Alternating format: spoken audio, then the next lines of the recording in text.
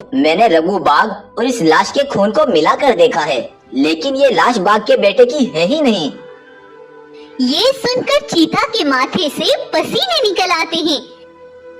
दरअसल वीरू शेर ने बाघ के बेटे की लाश की जगह एक दूसरे बाघ की लाश को रख दिया और बाघ के बेटे की लाश को वहां से हटा दिया था। चीता के पास अब कोई सबूत नहीं था।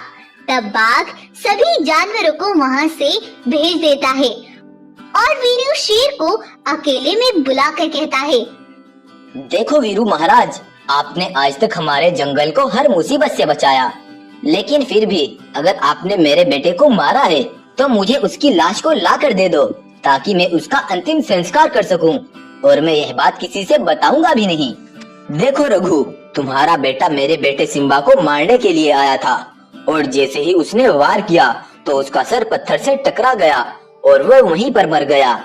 मैंने यह बात सभी जानवरों के सामने इसलिए नहीं बताई क्योंकि कुछ जानवर मेरी बात का यकीन नहीं करते, और मैंने ये सब अपने बेटे की जान बचाने के लिए किया, क्योंकि सब उसे ही गद्दार समझते। वीरू ये बोल ही रहा था कि तभी भागता हुआ एक खरगोश वहां पर पहुंचता है और बोलता है, महाराज महाराज, मैं आप दोनों को कुछ बताना चाहता हूँ।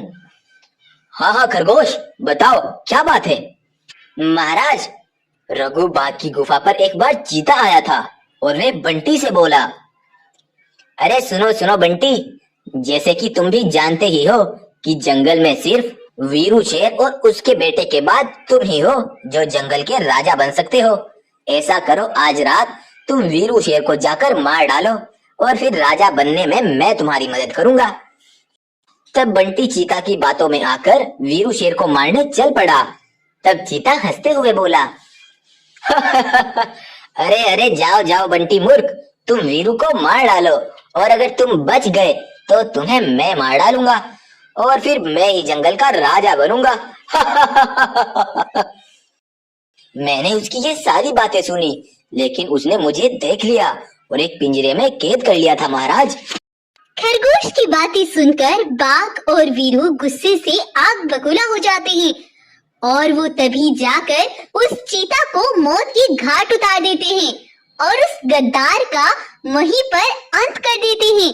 और बाघ अपने बेटे का अंतिम संस्कार भी करता है और उसके बाद से ये बात यहीं पर खत्म हो जाती है और यही इस कहानी का अंत हो जाता है। वीडियो आपको पसंद आई है तो इसको लाइक, शेयर और चैनल को सब्सक्राइब करना ना भूलें।